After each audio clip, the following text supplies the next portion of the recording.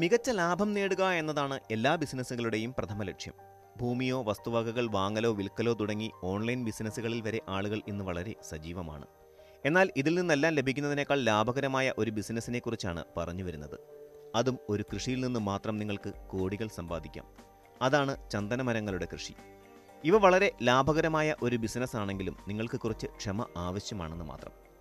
ലോകത്ത് തന്നെ വർദ്ധിച്ചു വരുന്ന ആവശ്യകതയാണ് ചന്ദനമരങ്ങളെ ഇത്രയധികം ജനപ്രിയമാക്കിയത് എന്ന് പറയാം. വൈവിധ്യമാർന്ന പല ഉൽപ്പന്നങ്ങളും നിർമ്മിക്കാൻ ഇത് ഉപയോഗിച്ചു വരുന്നുണ്ട്. സുഗന്ധത്തിന് ഏറെ പേരുകേട്ടതാണ് ചന്ദനമരങ്ങൾ. ഇനി ചന്ദനകൃഷി ചെയ്യാൻ പ്രധാനമായും അറിഞ്ഞിരിക്കേണ്ട കുറച്ച് കാര്യങ്ങൾ ഇവിടെ പരിശോധിക്കാം നമുക്ക്. ചന്ദനമരങ്ങൾ നട്ടുപിടിപ്പിക്കാൻ പ്രധാനമായും 2 വഴികളുണ്ട്. ആദ്യത്തേത് ജൈവ കൃഷിയിലൂടെയും രണ്ടാമത്തേത് പരമ്പരാഗത രീതികളുമാണ്. ജൈവ കൃഷി രീതിയിൽ നമുക്ക് ചന്ദനമരങ്ങൾ വളർത്തിയെടുക്കാൻ ഏകദേശം 10 മുതൽ 15 വർഷം വരെ ആവശ്യമാണ്. ഇനി പരമ്പരാഗത രീതിയാകട്ടെ ഏകദേശം 20 മുതൽ 25 വർഷം വരെ എടുക്കാം. എങ്കിലും ഇവയെ അധികമായി പരിപാലിക്കേണ്ടതില്ല എന്നതാണ് ഇതിൻ്റെ ഏറ്റവും വലിയ നേട്ടമായി കരുതുന്നത്. കൂടാതെ മണൽ നിറഞ്ഞതോ മഞ്ഞുവീഴ്ചയുള്ളതോ ആയ പ്രദേശങ്ങളിലൊഴികെ എവിടെയും ഇവ കൃഷി ചെയ്യാനും സാധിക്കും.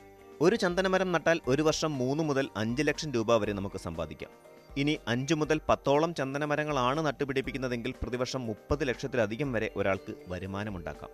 ഇനി 100-ലധികം ചന്ദനമരങ്ങൾ വളർത്തിയെടുക്കാൻ സാധിച്ചാൽ ഇവ വിൽക്കുന്നതിലൂടെ പ്രതിവർഷം 5 കോടി രൂപ വരെ ഒരാൾക്ക് നേടാൻ കഴിയും. ഇത്രയും ലാഭകരമായ ഒരു ബിസിനസ് ആയതുകൊണ്ട് തന്നെ കർശനമായ നിയമങ്ങളും നിയന്ത്രണങ്ങളും ഈ കൃഷിയിലുണ്ട്. 2017 ഇന്ത്യയിൽ സ്വകാര്യമായി ചന്ദനം വാങ്ങുന്നതും വിൽക്കുന്നതും സർക്കാർ നിരോധിച്ചിരുന്നു.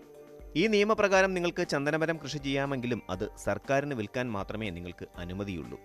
ചന്ദനത്തിൻ്റെ തൈ വാങ്ങുന്നത് മുതൽ നട്ടു വളർത്തുന്നതുവരെ കർഷകർ വനംവകുപ്പിനെ അറിയിക്കേണ്ടതുണ്ട്. ചന്ദനമരങ്ങൾ ആർക്ക് വേണമെങ്കിലും നട്ടുവളർത്താൻ സാധിക്കുമെങ്കിലും അവ സർക്കാരിന് മാത്രം വിൽക്കണമെന്നതാണ് നിബന്ധന. ഈ വർഷത്തെ കേരള ബജറ്റിൽ ഇതുമായി ബന്ധപ്പെട്ട് ധനമന്ത്രി പ്രഖ്യാപനം നടത്തിയിരുന്നു. സംസ്ഥാനത്ത് ചന്ദനകൃഷി പ്രോത്സാഹിപ്പിക്കുമെന്ന് ധനമന്ത്രി KN ബാലഗോപാൽ ബജറ്റ് പ്രഖ്യാപനം നടത്തിയിരുന്നു.